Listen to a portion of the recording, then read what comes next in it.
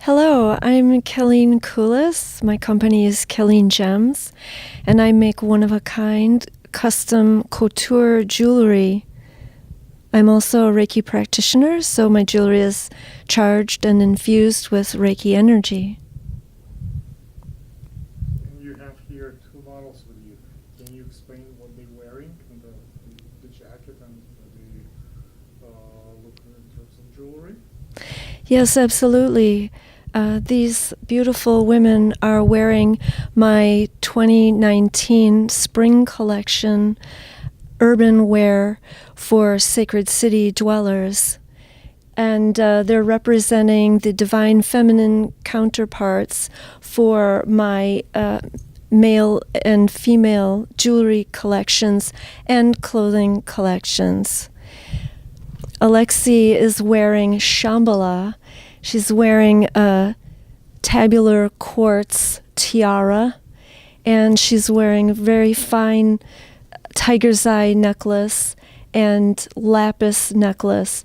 She's also wearing a vintage crane Asian-style jacket that is hand-beaded. The crane is on the back, and it's hand-beaded with clear quartz crystals. Beautiful. One of a kind. Well, I saw the jacket and had to have it, and I actually started collecting vintage jackets for me to wear to events and occasions, something snappy for my professional look. But then I realized as I was doing photo shoots that I would rather outfit the models in clothing and not have them wear their street clothes. And so I started to just naturally evolve into developing a clothing line.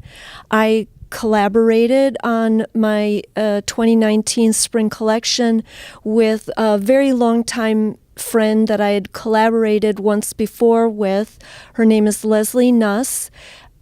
We went to the Fashion Institute of Technology together, and we had done a show. She got an opportunity to create a jewelry and accessory line for Betsey Johnson, and so she brought me on board, and the two of us collaborated together, and it was a terrific experience.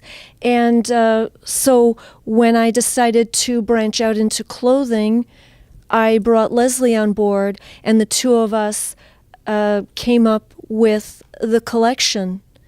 And this happened to be a piece that I wanted to put in the collection, as I said, because I wanted to give the full look for the model, clothing and jewelry.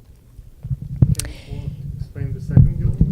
Yes, Jessica is wearing the Atlantis collection for 2019, and she's wearing blue lace agate and amethyst and labradorite, and she's got this stunning amethyst belt on. Absolutely beautiful.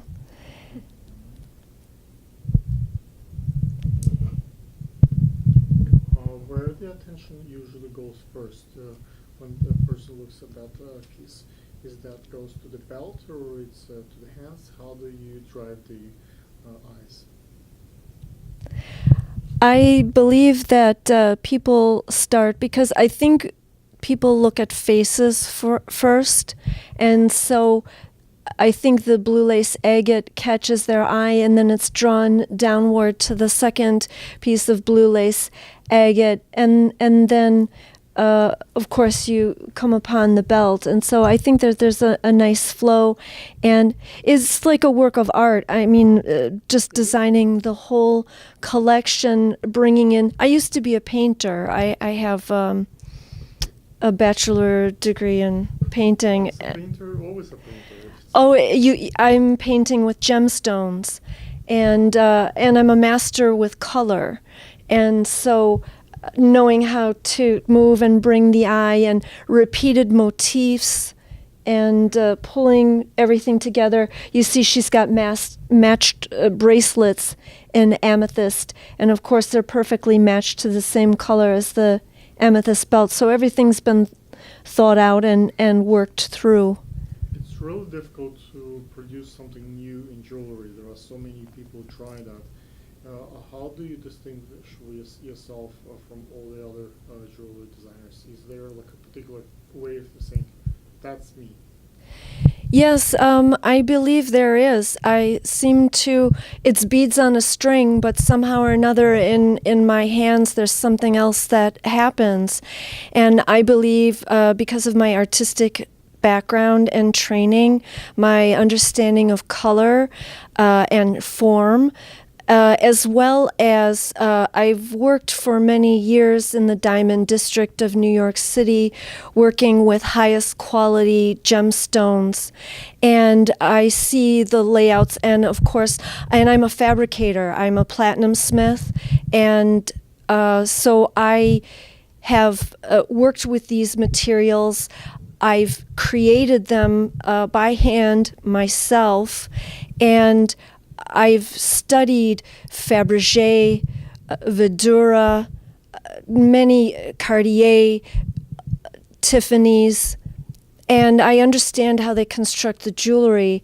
And so I have a very fine jewelry approach to the jewelry. You can take a look at something and it could look like something maybe a little more beachy and casual, or you could create something like, for example, I'm wearing Colombian emerald, and it's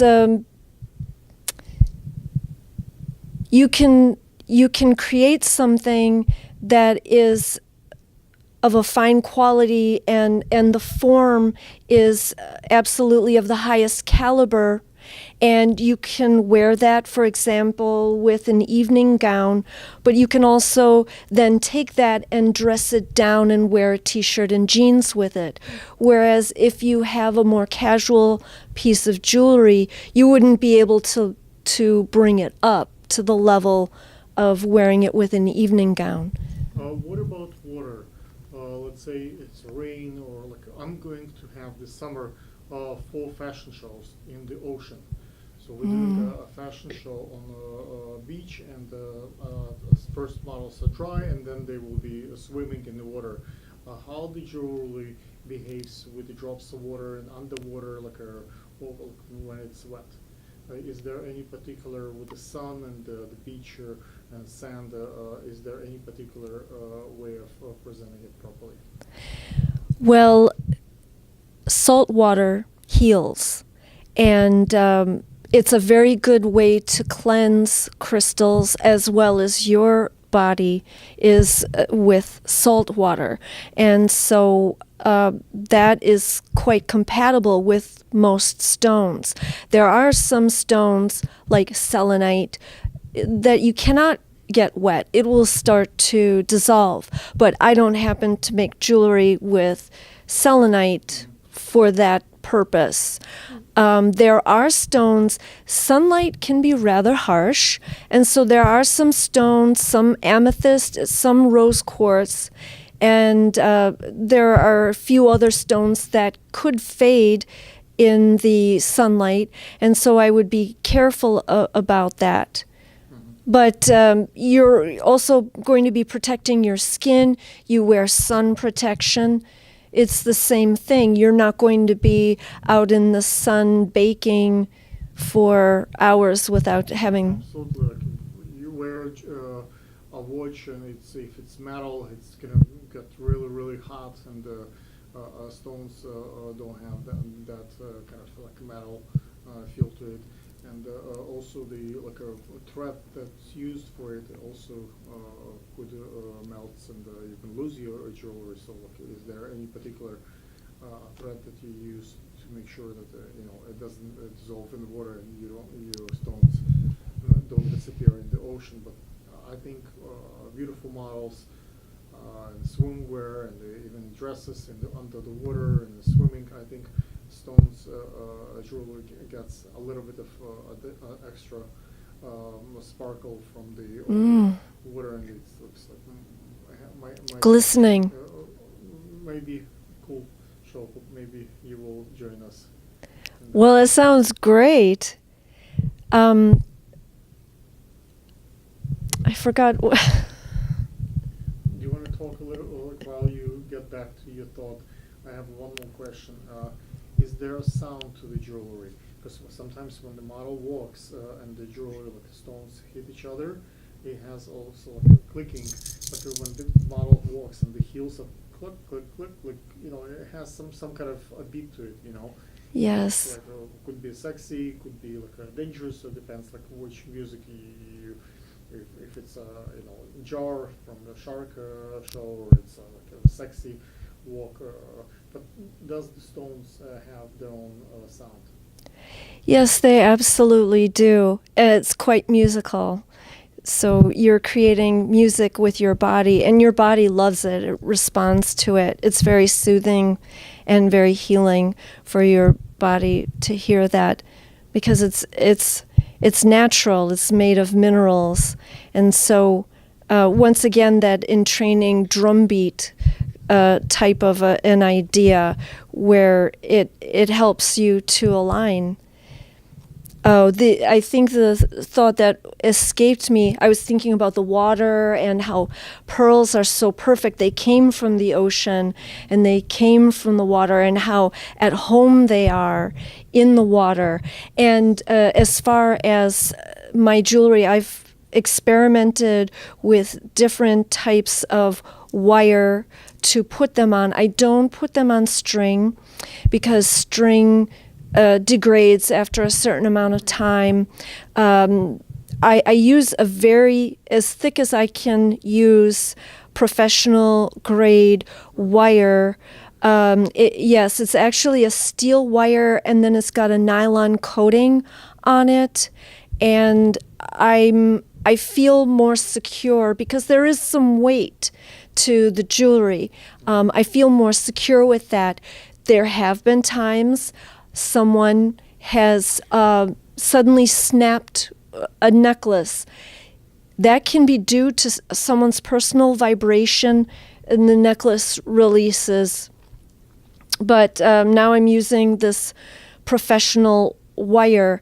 I also create my own clasps because I want it to be easier to get on and off, as well as being secure and sturdy.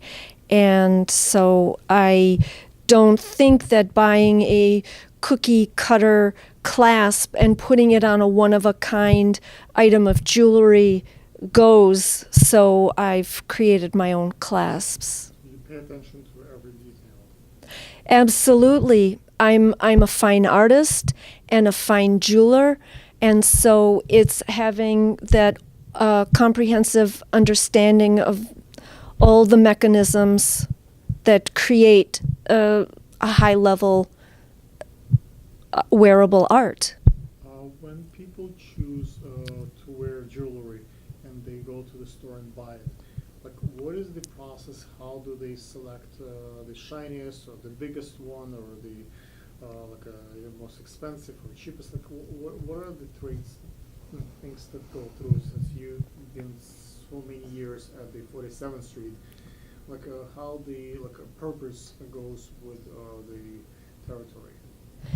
Well, that's a very interesting thing to consider. For myself, I'm looking at the energy. I'm really actually not sure what other people are looking for, but I will tell you that a lot of people sell themselves short. They feel that they can't afford a certain item of jewelry, and if I see something, and of course I'm looking for stones and beads all the time. So I hand select all of the stones that I use. I don't purchase anything by order, sight unseen. I have to touch it with my own hands. And if there's a strand of 20, I'm going to pick the 2 best strands for myself. And I'm looking, there's a vibrance. I'm looking for the most vibrant stones, the most saturated colors, the most delicate cuts or most interesting cuts. Those are the types of things that I'm looking for. But I'm really not sure what other people are looking for. The company De Beers, in the middle of last century, they decide that they will make people buy engagement rings. In Japan, they had no tradition to give engagement ring, or for that matter, in Eastern Europe. And after those movies with James Bond and with the Diamonds Forever and Tiffany's, all that's been funded by that company, the engagement ring became a mandatory part of many people's life. People don't get married, people don't get engaged unless there is a ring involved. And the bigger the stone, has symbolized the more love there. And there is a whole etiquette around this. Is there any particular way to build marketing campaign around jewelry that to make people, unless you have your necklace or your earrings, to going for a date, you would say, I don't know, on Valentine's Day you have to have that one as a gift. Well, this is Alexander, I love your questions because this brings me to something that evolved from me doing this last show. One of my dear friends who attended it said, Killeen, you've reimagined what is possible for a wedding ceremony. It's And so I would really like to explode out there with the concept of items to wear for a non-traditional wedding, both in clothing and in jewelry. My clothing the jewelry and clothing. We should expect wedding collection from you soon? Absolutely. I was calling it, that these were divine counterparts and pairing them down the runway together. And then my friend just connected the dots. Well, obviously, you've created the whole genre of non-traditional wedding